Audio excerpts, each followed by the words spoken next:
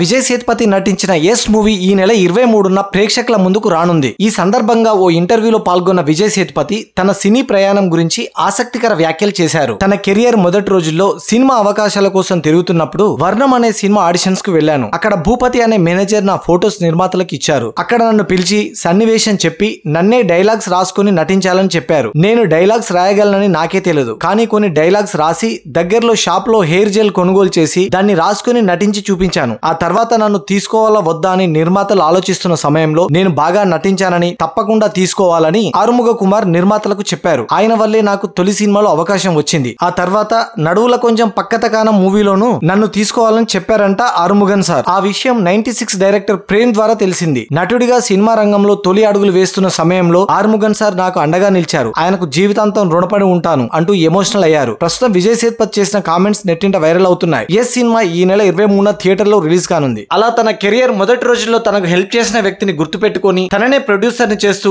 తన డైరెక్షన్ లో ఎస్ మూవీలో యాక్ట్ చేశాడు విజయ్ సేతుపతి. That is Vijay Sethupathi.